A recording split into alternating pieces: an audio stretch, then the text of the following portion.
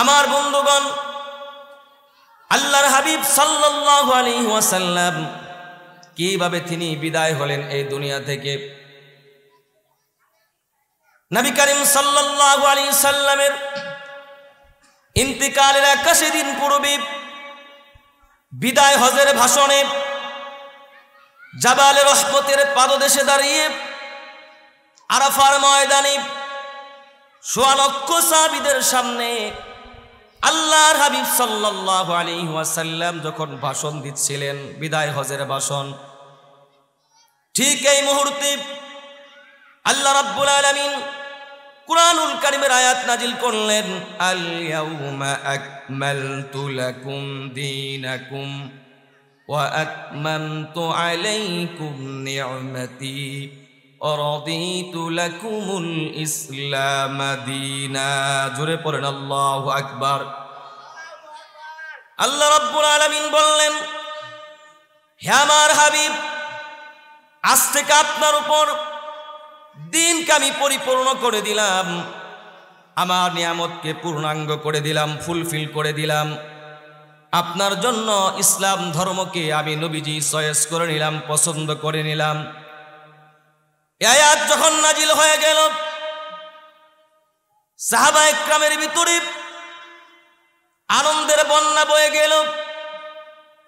সাহাবায়ে কেরাম খুশিতে আত্মহারা, আনন্দে আত্মহারা, খুশিতে মাতোয়ারা। কারণ এই দিন কায়েমের জন্য সাহাবায়ে কেরামদেরকে কত কষ্ট করতে হয়েছে। এতটা আনন্দের ভিতর দিয়েও কিছু কিছু সাহাবায়ে কেরাম খুশিতে তারা কান্নাকাটি করতে আরম্ভ করলেন। কারণ তাদের কষ্টের কথা আজকে মনে পড়ে যায়। এই দিন বিজয়ের জন্য হযরত বেলালকে কষ্ট করতে হয়েছে। মক্কার উষ্ণ উত্তপ্ত মরুভূমিতে হযরত বেলালকে শীত করে শুয়ে দেওয়া হয়েছে। ভাইরা আমার, উমাইয়া তার বুকের উপরে দাঁড়ায়া বাম হাত দিয়ে হযরত বেলালের জিহ্বাটা টান মারে বের করেছে। জিহ্বার ভিতরে বাবলা গাছের কাঁটা বিদ্ধ করে দিয়েছে। ফিঙ্কি দিয়ে হযরত বেলালের চেহারাটা রক্তে রঞ্জিত হয়ে গিয়েছে। এরপরেও বেলাল ইসলাম ছাড়ে নাই, কালিমা ছাড়ে নাই। সাহাবায়ে কেরামের এগুলো মনে পড়ে যায়। ভাইরা আমার, হযরত খাব্বাব রাদিয়াল্লাহু তাআলা আনহু ইসলাম গ্রহণ করার অপরাধে আগুনের অঙ্গারের উপর চিৎ করে হযরত খাব্বাবকে চিৎ করে শোয়া দেওয়া হয়েছে, হাত পা বেঁধে। চামড়া গলে গলে যায়, চর্বি গলে গলে যায়, দুর্গন্ধ সৃষ্টি হয়ে যায়। এরপরেও ওরা খাব্বাবকে ছাড়ে নাই। খাব্বাব কালেমা ছাড়ে নাই, ইসলাম ছাড়ে নাই। সাহাবায়ে কেরামের এগুলো মুসলমান মনে পড়ে যায়। সাহাবায়ে কেরামের মনে পড়ে যায় হযরত ইয়াসার রাদিয়াল্লাহু তাআলা আনহুকে কালেমা গ্রহণ করার অপরাধে হযরত ইয়াসার রাদিয়াল্লাহু তাআলা আনহুকে দুই ঘোড়ার ভিতরে দুই পাও বেঁধে দিয়া দুই ঘোড়াকে দুই দিকে হাঁকিয়ে দেওয়া হয়েছে। মুরগির রানের মতো হযরত ইয়াসারকে দুনিয়া থেকে বিদায় করা হয়েছে। এরপরেও হযরত ইয়াসার কালেমা ছাড়ে নাই, দিন ছাড়ে নাই। এগুলো সাহাবায়ে কেরাম ভুলতে পারে না। এই জন্য খুশির মুহূর্তেও তারা আনন্দে কান্নাকাটি করে। কিছুক্ষণ পরে সাহাবায়ে কেরামের কান্না বন্ধ হয়ে যায়। কিন্তু একজন বয়োজ্যেষ্ঠ সাহাবী, নাম তার হযরত আবু বকর সিদ্দিক রাদিয়াল্লাহু তাআলা আনহু, তিনি কান্না থামায় না। সাহাবায়ে কেরাম বলে, আবু বকর সিদ্দিক, আপনি কেন কান্না থামান না? আজকে আনন্দের দিন, খুশির দিন, কেন আপনি এত কাঁদেন? হযরত আবু বকর সিদ্দিক রাদিয়াল্লাহু তাআলা আনহু কতটা দূরদর্শী ছিলেন। উনি বললেন, শোনো শোনো আমার সাথী বর্গরা, তোমরা যে আয়াত শুনে এতটা আনন্দিত হচ্ছ, এই আয়াতটা শোনার কারণে আজকে আমার চোখ দিয়ে পানি পড়ে। কারণ আমার মনে হচ্ছে এই যে আয়াতখানা নাজিল হয়ে গেল, দিন পরিপূর্ণ হয়ে গিয়েছে। আমার দিল সাক্ষী দেয়, দিনের নবী রাহমাতুল লিল আলামিন বেশি দিন আর আমাদের মাঝে থাকবে না। অতি শীঘ্রই তিনি আমাদেরকে এতিম করে, হাসান আর হুসাইনকে এতিম বানিয়ে, আমাদের আম্মা জানদেরকে বিধবা বানিয়ে দুনিয়া ছেড়ে চলে যাবেন।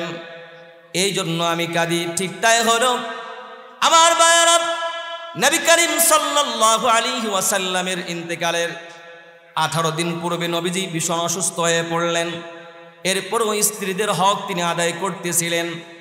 বিশেষ করে যখন মাত্র 3 দিন আছে নবী করিম সাল্লাল্লাহু আলাইহি ওয়াসাল্লাম দুনিয়া থেকে বিদায় হয়ে যাবেন, হযরত ফজল ইবনে আব্বাস এবং হযরত আলী কাররামাল্লাহু ওয়াজহা দুজন আল্লাহর হাবিবের দুই হাতখানা ধরে আম্মাজান মাইমুনা রাদিয়াল্লাহু তাআলা আনহার ঘর থেকে ধরে ধরে আম্মাজান আয়েশা সিদ্দিকার ঘরে নিয়ে গেলেন। নবী করিম সাল্লাল্লাহু আলাইহি ওয়াসাল্লামকে যখন ধরে নিয়ে যাওয়া হচ্ছিল, আল্লাহর হাবিব এতটাই অসহায় ছিলেন, দুর্বল ছিলেন। নবীজির পা মুবারক জমিনের ভিতরে শেষ রাত ছিল। আম্মাজান আয়েশার ঘরে ঢুকি বললেন, আয়েশা রে, বেশি দিন মনে হয় আমি আর দুনিয়াতে থাকব না, আমার বুকের ভিতরে ব্যথা অনুভব হয়। খাইবারের দিন ওই যে ইহুদি মহিলা গোশতের সাথে বিষ মিক্স করে আমাকে খাইয়েছিল, তখন যে যন্ত্রণা আমি অনুভব করেছিলাম, এখনো সেই যন্ত্রণা আমি অনুভব করতেছি।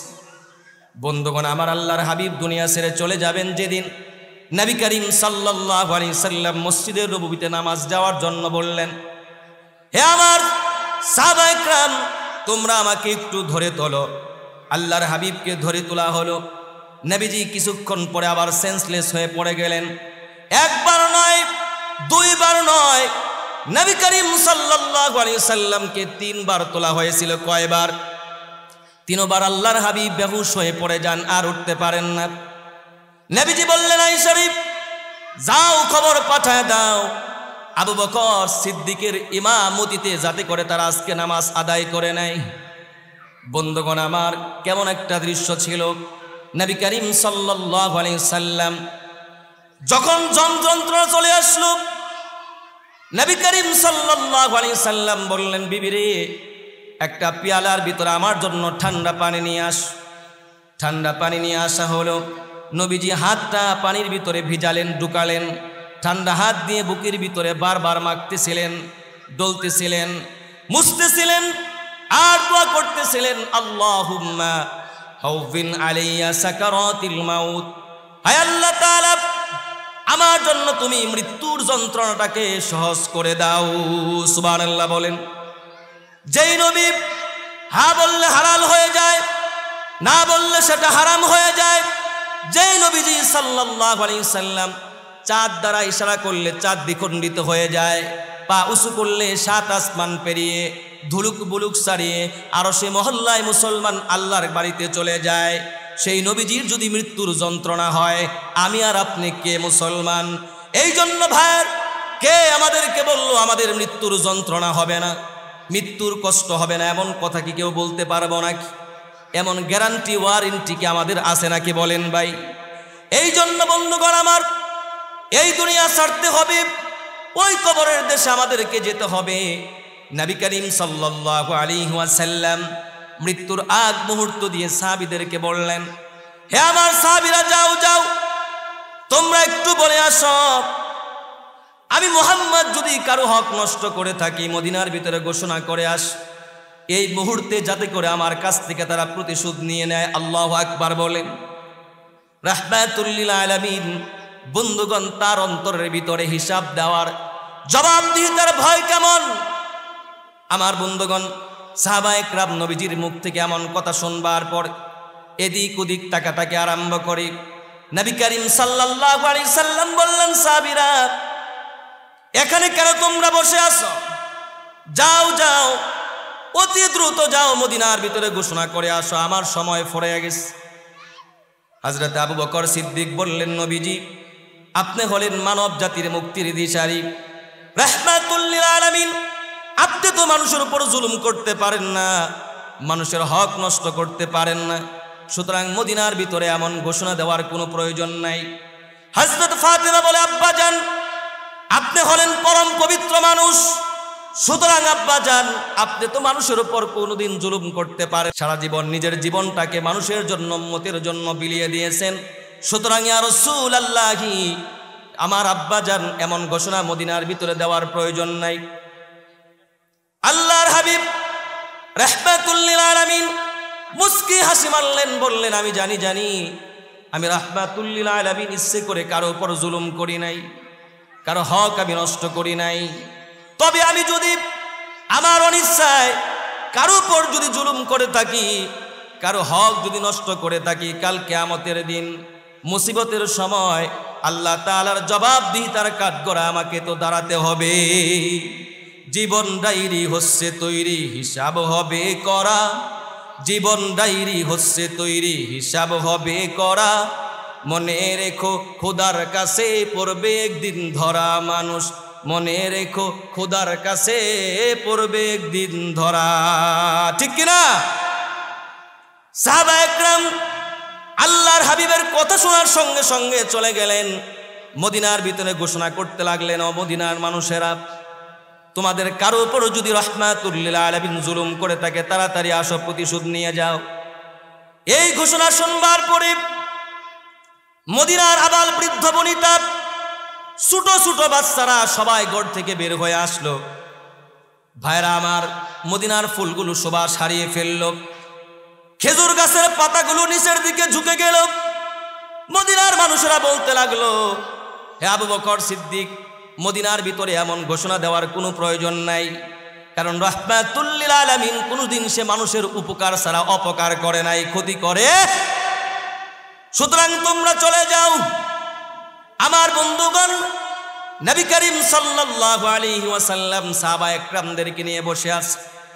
ঠিক এই মুহূর্তে গোল্ডেন অপরচুনিটি, সুবর্ণ সুযোগ মনে করে উকাশা নামে একজন লোক দাঁড়িয়ে যায়, বলে, রাহমাতুল লিল আলামিন, আপনার কাছ থেকে আমি একটা প্রতিশোধ নিতে চাই।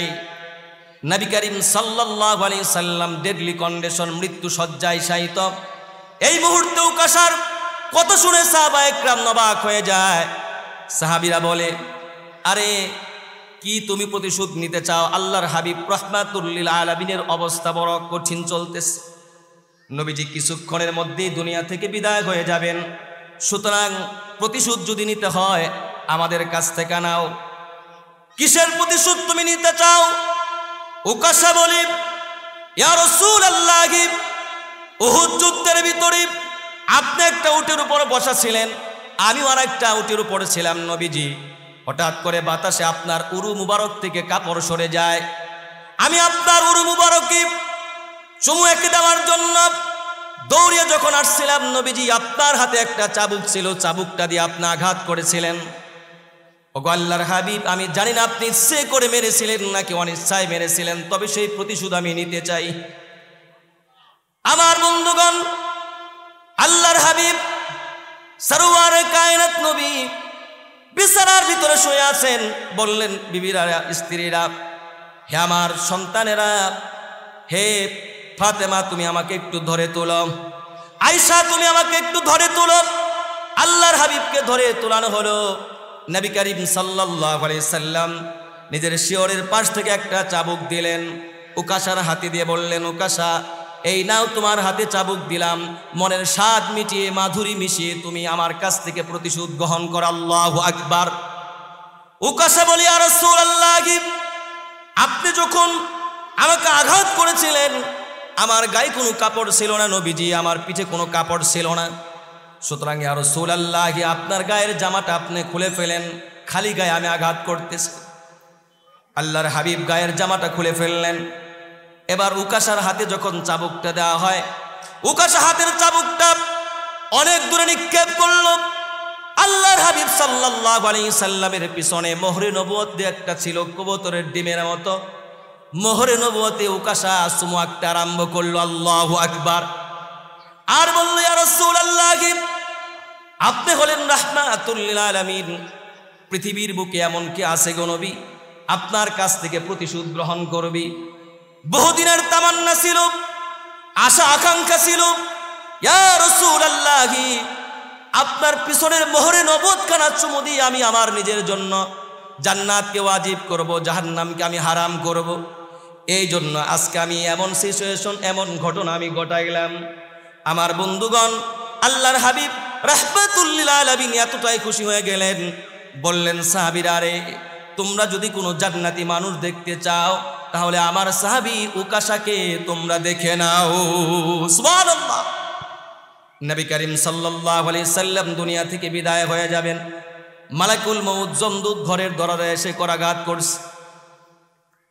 আল্লাহর হাবিব বললেন, ফাতেমা রে, যাও মা দরজাটা খুলে দাও। হযরত ফাতেমা ঘরের দরজা খুলে দিলেন। দেখলেন বিশাল বৃহদাকারের একজন মানুষ, যার মাথা আসমানে, পা হচ্ছে জমিনে। এত বড় বিশাল বৃহদাকারের মানুষ হযরত ফাতেমা কোনোদিন দেখে নাই। ভয় পেয়ে ঘরের দরজা বন্ধ করে দিস। আল্লাহর হাবিব বললেন, মা দরজা কেন বন্ধ করলে? তুমি কি চেনো নাই? এ তো দুনিয়ার কোনো সাধারণ মানুষ নয়, এ হচ্ছে মালাকুল মউত জমদূত। হযরত ফাতেমা বলে, আব্বা জান, আপনি হলেন অসুস্থ, এই মুহূর্তে আপনার কাছে কেন আসছে? এই মুহূর্তে আপনার কাছে কেন আসছে? আমি জানি আপনার রূহ কবজ করার জন্য আসছে।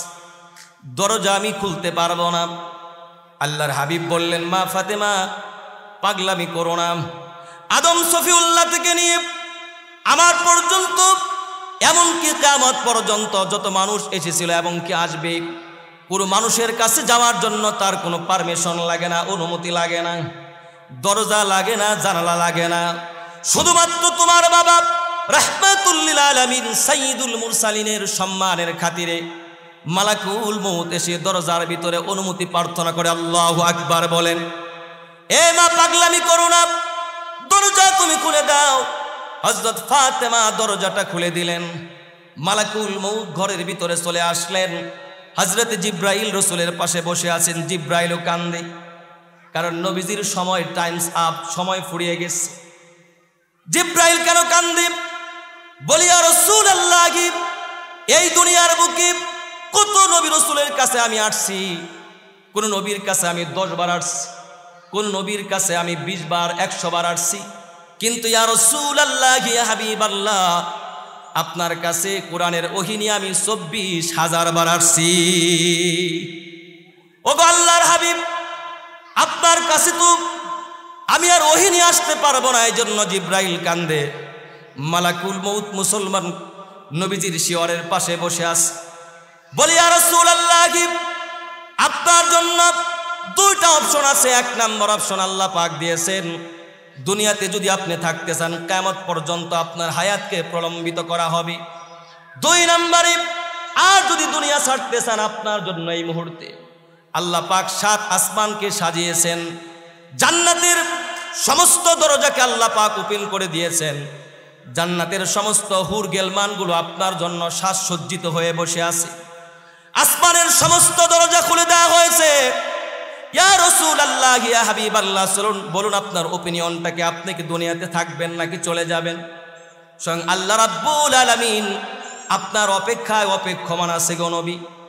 নবী করিম সাল্লাল্লাহু আলাইহি সাল্লাম কাঁদতে আরম্ভ করলেন। আল্লাহর হাবিব সাল্লাল্লাহু আলাইহি ওয়াসাল্লাম মুসলমান কাঁদেন। মালাকুল মউত বলে, ইয়া রাসূলুল্লাহ, আপনি কেন কাঁদেন? আপনি কি আপনার মেয়ে ফাতেমার জন্য কাঁদেন নাকি? আপনার নাতি হাসান আর হুসাইনের জন্য কাঁদেন নাকি? আপনি আপনার মেয়ে ফাতেমার জন্য কেন কাঁদবেন? কারণ আল্লাহ রাব্বুল আলামিন আপনার মেয়ে জান্নাতের, ফাতেমাকে জান্নাতের রমণীদের সর্দার বানাবেন। আপনার নাতি হাসান আর হুসাইনকে আল্লাহ রাব্বুল আলামিন জান্নাতি যুবকদের সর্দার বানাবেন। সুতরাং আপনি কেন আফসোস করেন, কেন আপনি কাঁদেন? দিনের নবী রাহমাতুল লিল আলামিন বললেন, না না, আমি আমার মেয়ে ফাতেমার জন্য কাঁদি না, আমার নাতি হাসান আর হুসাইনের জন্য আমি কাঁদি না, আমি কাঁদি আমার গুনাহগার উম্মতের জন্য। রাহমাতুল লিল আলামিন নবী লাখো সালাম, রাহমাতুল লিল আলামিন নবী লাখো সালাম। যার উপরে নাজিল হলো পবিত্র কালাম, রাহমাতুল লিল আলামিন নবী লাখো সালাম, রাহমাতুল লিল আলামিন নবী লাখো সালাম। সকলে বলেন আমিন। আল্লাহর হাবিব বললেন, আমি কাঁদি আমার গুনাহগার উম্মতের জন্য। আমি যখন দুনিয়া থেকে চলে যাব, আমার গুনাহগার উম্মতের দায়িত্ব কে নেবে? এই জন্য আমি কাঁদি। সঙ্গে সঙ্গে গায়েব থেকে আওয়াজ আসলো। আল্লাহ রাব্বুল আলামিন বললেন, হে আমার হাবিব, হে আমার বন্ধু, টেনশন করবেন না, চিন্তা আপনি করবেন না। ইন্নী লা আতরুকু উম্মাতাকা ফারদা, আমি আপনার গুনাহগার উম্মতকে একা একা ছেড়ে দিব না। সুবহানাল্লাহ। শুনুন ইয়া রাসূলুল্লাহ, কিয়ামতের ময়দানে হাসরের মাঠে আমি আলাদাভাবে আপনার উম্মতের জন্য হিসাব কিতাবের জন্য আলাদা একটা মাহফিলের আয়োজন করব, প্যান্ডেলের আয়োজন করব।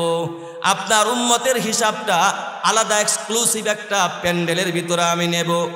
গোপনে গোপনে আপনার উম্মতের হিসাব হবে। এর মানে মুসলমান, পর্দার আড়ালে যদি হিসাব হয়, হিসাব কি কঠিন হবে নাকি সহজ হবে? সহজে বলেন। রাসূলুল্লাহর বরকতে আল্লাহ পাক আমাদের হিসাবটাকে সহজ করে দেবেন। আমি বলতেছিলাম এই দুনিয়াতে আমরা থাকতে পারবো না, দিনের নবী রাহমাতুল লিল আলামিন থাকতে পারে নাই। হযরতে মূসা কালিমুল্লাহ এত বড় পাওয়ারফুল নবী ছিলেন। হযরতে মূসা কালিমুল্লাহর কাছে যখন মালাকুল মউত বলল, আনা মালাকুল মউত, এসে বলল, মূসা তোমার জানকে আমি কবজ কর। বলল, মূসা আমি আসছি তোমার জানকে কবজ করার জন্য। হযরতে মূসা পয়গম্বর কতটা রাগী নবী ছিলেন, উনি যখন রেগে যেতেন মাথার চুলগুলো খাড়া হয়ে পাগড়ির উপর দিয়ে বের হয়ে যেত। হযরত মূসা পয়গম্বর তার এক থাপ্পড়ের ভিতরে মানুষ মরে গেছে, এমন ঘটনাও ঘটছে। সেই মূসা পয়গম্বরের কাছে মুসলমান মালাকুল মউত আসছে, এসে বলতেছে আমি তোমার জান কবজ করতে চাই। এই কথা শুনবার পর হযরত মূসা কালিমুল্লাহ জোরে একটা থাপ্পড় মারছে, সাথে সাথে চোখ খুলে পড়ে গেছে। চোখটা নিয়ে আল্লাহর দরবারে চলে গেছে, বলে, আল্লাহ কার কাছে আপনি পাঠাইছিলেন? যার জান কবজ করার জন্য আমি গিয়েছিলাম, কিন্তু এমন থাপ্পড় মারছে আমার চোখ খোলায় ফেলছে। আল্লাহ রাব্বুল আলামিন বললেন, মালাকুল মউত রে, তুমি কি নিয়ম কানুন মেনটেন করে গিয়েছিলে নাকি? বলে, কিসের নিয়ম কানুন? আল্লাহ রাব্বুল আলামিন বলেন, দাঁড়াও আমি মূসাকে জিজ্ঞেস করি। এ মূসা, তুমি কেন মালাকুল মউতকে এত জোরে থাপ্পড় মেরেছ? হযরতে মূসা কালিমুল্লাহ বলে, আল্লাহ সালাম নাই, কালাম নাই, পারমিশন নাই, কোনো অনুমতি নাই, মানুষের সুরতে আসছে, এসেই বলে দাবি করে আমি মালাকুল মউত। ওগো আল্লাহ রাব্বুল আলামিন এই জন্য জোরে একটা থাপ্পড় মারছে। আমি ভাবছি এমনি এমনি বোধহয় কেউ। আল্লাহ পাক বললেন, মূসা আসলে এ ছিল মালাকুল মউত, তোমার কি ইচ্ছা, তুমি কি মরতে চাও না? হে মূসা, দেখো তোমার পাশে একটা গরু আছে, গাবি আছে, বুখারীর বর্ণনা। এই গাবির উপর তুমি হাতটা দাও। হযরত মূসা গাবির উপর হাত দিলেন, বললেন, মূসা এই গাবি তোমার হাতের নিচে যেই পরিমাণ পশম আছে সেই পরিমাণ হায়াত তোমার জন্য বৃদ্ধি করে দেওয়া হলো। হযরতে মূসা পয়গম্বর বললেন, রব্বুল আলামিন আমার হাতের নিচে যদি 2000 পশম থাকে, তাহলে আমার হায়াত কি 2000 বছর এক্সট্রা আপনি বাড়ায় দিবেন? এরপরে বলেন, আল্লাহ এরপরে আমার অবস্থাটা কেমন হবে? আল্লাহ পাক বললেন, মূসা সুম্মাল মাউত, এরপরেও তো তোমাকে মরতেই হবে, অবশ্যই এরপরে তোমাকে আসতেই হবে, কারণ কুল্লু নাফসিন যায়িকাতুল মাউত, প্রত্যেকটা নফসকেই মৃত্যুর স্বাদ আস্বাদন করতে হবে, সুতরাং মরতে তো তোমাকে হবেই। হযরত মূসা কালিমুল্লাহ বললেন, যেহেতু মরতে আমাকে হবে 2000 বছর পরে, সুতরাং রব্বুল আলামিন দেরি করে আল্লাহ মালাকুল মউত পাঠায়া দেন। আপনার সঙ্গে আমার সাক্ষাতের বড় প্রয়োজন। দুনিয়ার জিন্দেগিতে আমি থাকতে, আমার বন্ধুগণ হযরত মূসা কালিমুল্লাহ দুনিয়া থেকে বিদায় হয়েছেন, থাকতে পারে নাই। আমরা কি চিরকাল থাকতে পারবো নাকি? ওই অন্ধকার কবরের ভিতরে মুসলমান আমাদের প্রত্যেকটা মানুষকে যেতে হবে। আমার ভাইয়েরা, আল্লাহ রাব্বুল আলামিন কখন কার মৃত্যু দিয়ে দেন এটা আমার বন্ধুগণ এটা কখনো বলা যায় না। ওই অন্ধকার কবরের ভিতরে কখন কার যে ডাক চলে আসে বলা যায় না।